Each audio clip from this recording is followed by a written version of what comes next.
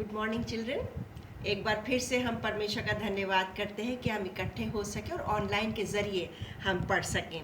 आज हम इकोनॉमिक्स का फर्स्ट चैप्टर पालमपुर गांव की कहानी पढ़ेंगे। जैसा कि मैंने पहले ही आपको बताया भी था, चैप्टर भी भेज दिया था और आप लोग, मुझे उम्मीद है कि पढ़ के बैठे होंगे। कुछ तो माइंड में आया होगा कि इस चैप्टर में है क्या। इस पाठ का उद्देश्य उत्पादन से संबंधित कुछ मूल विचारों को उजागर करना है। जैसे अब हम रोटी खाते हैं, खाना खाते हैं, सब्जियां खाते हैं, फ्रूट्स खाते हैं, तो ये सब उगता तो हमें तो ये मालूम तो है कि भाई खेती बाड़ी के जरिए ये सब होता है, लेकिन उस उत्पादन से जुड़े हुए कुछ विचार आज हम इस लेसन के जरिए देखेंगे कि उत्पादन में क्या क्या चीज़ें शामिल होती हैं जिसके ज़रिए से ये उत्पादित चीज़ें हम तक, हमारे घरों तक आ पाती हैं। तो हम एक पालमपुर गांव, एक काल्पनिक गांव बनाया गया इस लेसन में। उस पालमपुर गांव की कहानी के ज़रिए से, हम इस पाठ के ज़रिए से हम सीखेंगे कि उत्पादन के पीछे कौन कौन सी चीज़ें जुड़ी हुई हैं, कौन कौन से विचार जुड़े हुए हैं। पालमपुर जो है वो एक आस पड़ोस के गांव और कस्बों से भाली भांति जुड़ा एक गांव है, हमने जैसा भी बताया मैंने आपको।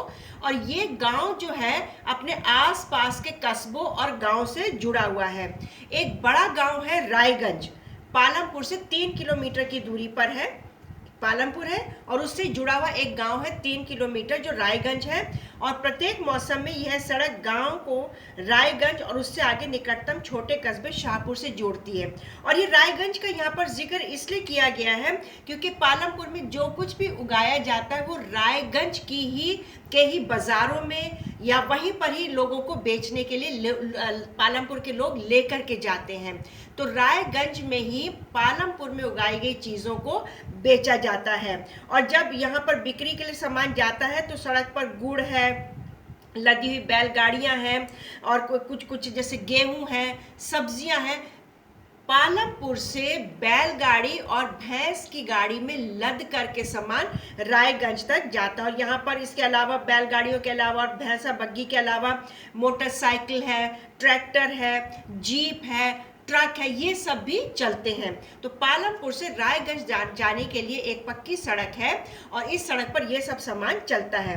पालमपुर गांव में जो है लगभग 450 परिवार रहते हैं। गांव तो छोटे छोटे होते हैं, हमारा दिल्ली तो शहर है ना, एक हमारा तो दिल्ली जो है कोई स्टेट है, राज्य है, लेकिन गांव जो होते हैं वो छोटे छोटे होते हैं। तो पालमपुर गांव में 450 फैमिलीज रहते हैं।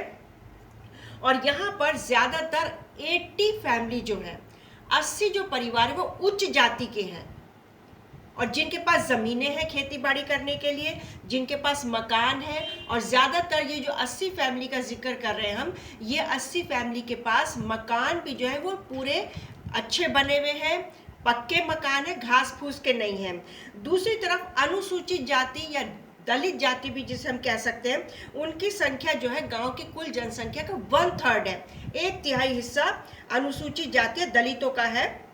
और ये गांव के एक छोटे कोने में रहते हैं और इनके घर भी पक्के नहीं हैं, बड़े बड़े नहीं हैं, छोटे हैं, झोपड़ियों टाइप है, घास फूस के बने हैं या कुछ घर मिट्टी के बने। लेकिन यहाँ पर एक अच्छी बात ये है, चाहे वहाँ मकान कैसे ही हैं, 80 परिवारों के मकान पक्के हैं, लेकिन जो 1/3 लोग हैं जो दलित हैं उनके मकान पक्के नहीं है, मिट्टी या घास फूस के बने। लेकिन एक यहाँ पर अच्छी बात है, इस गांव का एक प्लस पॉइंट है कि यहाँ पर बिजली है, यहाँ पर बिजली है, और खेतों में सभी लोग इसी बिजली के ज़रिए से खेती बाड़ी करते हैं। अब हम सोचेंगे बिजली के ज़रिए से कैसे, तो बिजली के ज़रिए से नलकूप चलाए जाते हैं। इन नलकूपों के ज़रिए से ही खेतों में सिंचाई की जाती है। नहीं तो जब पहले बिजली नहीं थी तो लोग क्या करते थे, कुओं से, नदियों से भर भर के सामान, पानी कैसे भी लाते थे और खेतों में डालते थे।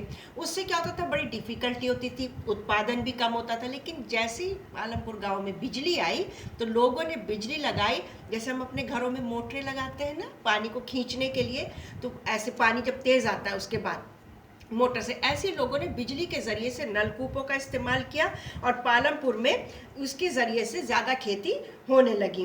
पालमपुर में 2 प्राथमिक विद्यालय, बड़े विद्यालय नहीं है, प्राइमरी 2 विद्यालय और एक हाई स्कूल है। छोटा गांव है क्योंकि 450 ही फैमिली है, तो 2 यहाँ पर प्राइमरी स्कूल है और एक यहाँ पर हाई स्कूल है, यानी कि 11-12 तक का स्कूल है। और गांव में एक राजकीय प्राथमिक स्वास्थ्य केंद्र यानी डिस्पेंसरी टाइप है, एक डिस्पेंसरी, 2 प्राथमिक स्कूल, एक हाई स्कूल, एक डिस्पेंसरी है और एक निजी औषधालय, किसी ने प्राइवेट भी नर्सिंग होम टाइप वहाँ पर खोला है जहाँ पर रोगियों का उपचार किया जाता है। तो ये थोड़ी सी देर में हमने देखा कि पालमपुर में कितने लोग रहते हैं, वहाँ पर क्या क्या है। लेकिन एक अच्छी बात देखी कि वहाँ पर बिजली है। यहाँ पर लोगों का मुख्य व्यवसाय जो है वो खेती बाड़ी ही है। ज़्यादातर लोग यहाँ पर खेती बाड़ी करते हैं, लेकिन सब लोग नहीं करते हैं। कुछ लोग, ज़्यादातर लोग खेती बाड़ी करते हैं, लेकिन कुछ लोग जो है यहाँ पर गैर कृषि क्रियाएं भी करते हैं। गैर कृषि क्रियाएं जैसे परिवहन, ट्रांसपोर्टेशन है, जैसे सामान को ट्रक में भर के ले जाना, ट्रक चलाना, ट्रैक्टर चलाना, ट्रांसपोर्टेशन। फिर छोटी छोटी दुकानें खोली हुई हैं, जैसे परचून की दुकान होती है ना, इस टाइप की दुकानें खोली हुई हैं। फिर कुछ के लघु विनिर्माण उद्योग भी, कुछ छोटे छोटे लघु उद्योग होते हैं ना, उस टाइप के उद्योग भी यहाँ पर लोगों ने खोले हुए। तो ये कहलाती है गैर कृषि क्रियाएं। ज़्यादातर लोगों का काम यहाँ पर कृषि करना है, लेकिन कुछ लोग, बहुत थोड़े लोग यहाँ पर दुकानदारी करते हैं, ट्रांसपोर्टेशन, परिवहन का काम करते हैं और छोटे छोटे उद्योग भी यहाँ पर लोगों ने खोले हुए हैं। अब हम देखेंगे कि उत्पादन का संगठन कैसे होता है। उत्पादन का उद्देश्य ऐसी वस्तुएं और सेवाएं उत्पादित करना है जिनकी हमें आवश्यकता है। ठीक है, वस्तु और सेवाओं के उत्पादन के लिए 4 चीजें चाहिए बेटा। किसी भी वस्तु और उत्पादन के लिए हमें 4 चीजें चाहिए। पहली भूमि, दूसरी श्रम। तो पहली हम देखते हैं भूमि। पहली चीज हमें चाहिए भूमि, यानी भूमि एक प्राकृतिक संसाधन है। हम 7th में पढ़ चुके हैं संसाधनों के बारे में, 8th में पढ़ चुके हैं संसाधनों के बारे में। तो हम उसमें देखते हैं कि कुछ प्राकृतिक संसाधन होते हैं, कुछ मानवीय संसाधन होते हैं। प्राकृतिक भूमि जो है वो एक प्राकृतिक संसाधन है और इसमें जैसे आता है जल, वन, खनिज, इस तरीके के प्राकृतिक संसाधन होते हैं। तो भूमि भी उसमें से एक प्राकृतिक संसाधन है। तो किसी भी उत्पादन के लिए हमें सबसे पहले भूमि चाहिए, भूमि की जरूरत होती है। दूसरी आवश्यकता है श्रम। श्रम समझते हैं ना, लेबर समझते हैं ना, लेबर, मजदूरी। श्रम, हमें श्रम चाहिए और श्रम का मतलब है जो लोग काम करेंगे। भाई भूमि आ गई, अब लोग नहीं है तो खाली भूमि का हम क्या करेंगे? भूमि अपने आप तो उत्पादन कर नहीं सकती, तो हमें श्रम की भी आवश्यकता है। कुछ उत्पादन क्रियाओं में जरूरी कार्यों को करने के लिए बहुत ज्यादा पढ़े लिखे लोग भी चाहिए होते हैं।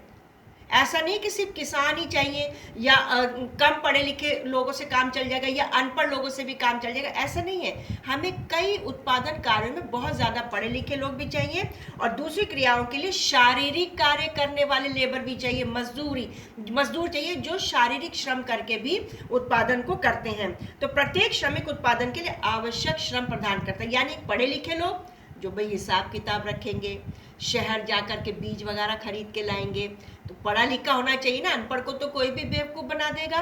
तो पढ़े लिखे लोग भी चाहिए और दूसरी तरफ ज़्यादा पढ़े लिखे ना भी हो और अनपढ़ लोग भी हो जो शारीरिक श्रम करेंगे, यानी लेबर करेंगे, जो खेतों में काम करेंगे, वो लोग भी हमें चाहिए। तीसरी आवश्यकता हमारी है भौतिक पूंजी। तीसरी चलती है हमारी भौतिक पूंजी। पूंजी तो समझ में आ ही गया होगा सबको कि पूंजी पैसा से सब कह सकते हैं या कुछ ऐसी चीजें जो कीमती होती हैं। भौतिक पूंजी जो है वो उत्पादन के तीसरी आवश्यकता को हमारी पूरी करती है। इसमें आती है जैसे औजार, मशीन, भवन, ये भौतिक पूंजी है, ये स्थायी पूंजी है। इसको हम अब भाई हमने कोई औजार लिया, कोई मशीन ली, तो वो ऐसा नहीं है कि एक बार इस्तेमाल के बाद खत्म, नहीं, वो हमारी सालों तक चलती है। कोई भवन हमने बनाया, जमीन के ऊपर ही तो बना रहे हैं ना ये सब, तो वो भवन हमने बनाया वो सालों तक हमारा चलेगा, तो ये कहलाती है स्थायी पूंजी भी। इसमें जनरेटर भी आ जाएगा, किसानों के लिए जो हल होते हैं वो भी आ जाएंगे। इसमें आजकल कंप्यूटर से भी खेती बाड़ी के सिस्टम को हम देख सकते हैं, कंप्यूटर भी आ सकते हैं। तो ये सब चीज़ें कहलाती हैं स्थायी पूंजी। यानी इसके अंदर 2 तरीके की आती है, एक आती है स्थायी पूंजी और एक आती है कार्यशील पूंजी। स्थायी पूंजी, स्थायी पूंजी समझ में आई, जैसे भवन है, औजार है, हल है और जनरेटर है, कंप्यूटर है, इस तरीके की चीज़ें जो एकदम से खराब नहीं होती, सालों चलती, वो स्थायी पूंजी यानी परमानेंट है। फिर एक आता है कार्यशील पूंजी।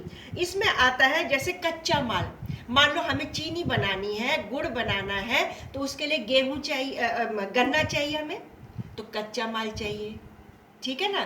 फिर हमें अब कपास है, कपड़ा बनाना है तो कपास चाहिए, वो कच्चा माल है, तो ये कहलाती है कार्यशील पूंजी। यानी जो अभी इस्तेमाल किया उसके बाद वो खत्म हो गया। गन्ने से गुड़ बन गया या चीनी बन गई तो गन्ना खत्म हो गया। कपड़ा बनाने से पहले कपास था, कपास से धागा बना, धागे से कपड़ा बना, कपड़े से कोई भी वस्तु हमने बना ली, चीज बना ली, तो वो कपास खत्म हो गई। ये कहलाती है कार्यशील पूंजी जो बुनकरों द्वारा प्रयोग किए जाते हैं, तो ये कहलाती है कार्यशील पूंजी। एक चौथी आवश्यकता होती है, वो है मानव पूंजी। मानव पूंजी, ठीक है ना। एक थी भौतिक पूंजी जिसमें दो देखी हमने, स्थायी पूंजी और कार्यशील पूंजी। फिर एक है मानव पूंजी। मानव पूंजी ये है, मान लो हमारे पास जमीन भी है, श्रम भी है, कार्यशील पूंजी भी है, हमारे पास सब कुछ है, लेकिन हमारे पास उसको हैंडल करने के लिए कोई मनुष्य नहीं है, तो कोई अपने आप तो काम नहीं करेगा ना, मशीनें अपने आप तो चलेंगी नहीं, कच्चा माल अपने आप को बनाएगा नहीं, उसको हैंडल करने के लिए हमें ऊपर कोई चाहिए ना, वो है मानव पूंजी, जो अपने आपको स्वयं उपभोग हेतु या बाजार में बिक्री के लिए उत्पादन करने के लिए भूमि, श्रम और भौतिक पूंजी को एक साथ करने, मतलब कहने का है भूमि, श्रम और भौतिक पूंजी को एक साथ लाने के लिए, भूमि, श्रम और इनको एक साथ लाने के लिए हमें मानव पूंजी चाहिए। इन तीनों को प्रयोग करने के लिए हमें मानव पूंजी चाहिए, ठीक है। तो मानव पूंजी बहुत इंपॉर्टेंट है। तो हमने ये देखा कि उत्पादन भूमि, श्रम और पूंजी को संयोजित करके संगठित होता है, इन्हें उत्पादन के कारक कहा जाता है। इन्हें हम एक और चीज कहते हैं, उत्पादन के कारक। ये उत्पादन के कारक कहलाते हैं, उत्पादन के कारक है ये कहलाते हैं। तो पालमपुर की कहानी को पढ़ने के क्रम में हम उत्पादन के प्रथम 3 कारकों के बारे में और अधिक सीखेंगे। तो अभी हम ये सीखेंगे। पालमपुर में खेती उत्पादन की प्रमुख क्रिया, हमने देखा ना कि पालमपुर में ज़्यादातर खेती ही लोग करते हैं और 75% लोग अपनी जीविका के लिए खेती पर डिपेंड करते हैं, यानी अपनी रोजी रोटी के लिए वो खेती पर डिपेंड करते हैं। तो या तो वो किसान हो सकते हैं या वो हम उन्हें कह सकते हैं कृषि श्रमिक। उनके पास अपनी ज़मीन नहीं, लेकिन किसी और की ज़मीन पर जाकर एज लेबर वो काम करते हैं। तो इन लोगों का जो हित है वो खेतों में उत्पादन से जुड़ा है। जितना ज़्यादा उत्पादन होगा उतना इनको ज़्यादा फायदा होगा, जितना कम उत्पादन होगा या खेती खराब हो जाएगी तो इनको नुकसान हो जाएगा। तो ये अपनी रोजी रोटी के लिए भूमि पर या खेती पर डिपेंड करते हैं। कृषि उत्पादन में एक मूलभूत कठिनाई है, खेती में प्रयुक्त भूमि जो है वो स्थिर है, लिमिटेड है। वो पालमपुर में 1960 से आज तक भूमि क्षेत्र में कोई विस्तार नहीं हुआ। ये नहीं कह सकते भाई अब जो भूमि है गांव में वो उतनी रहेगी ना, बढ़ तो नहीं जाएगी अपने आप, तो कोई विस्तार नहीं हुआ है। उस समय तक गांव की कुछ बंजर भूमि, यानी जिस पर कुछ उगाया नहीं जाता था, बंजर भूमि को कृषि योग्य भूमि में बदल दिया गया था 1960 में। 1960 में 1960 में बंजर भूमि को कृषि योग्य भूमि में बदल दिया गया था, यानी उसके अच्छी तरीके से हल वगैरह चला के जो किसानों का काम है उससे करके बंजर भूमि को कृषि भूमि में बदल दिया गया था और नई भूमि को खेती योग्य बनाकर कृषि उत्पादन को और बढ़ाने की कोई गुंजाइश ही नहीं थी कि भी नई भूमि आ जाए हम उस पर उत्पादन करें। नहीं, जो भूमि थे उसी से उनको गुजारा करना था, तो उन्होंने बंजर भूमि को ही करके कृषि योग्य भूमि बना करके उसको इस्तेमाल किया ताकि उत्पादन उसी पर हो सके।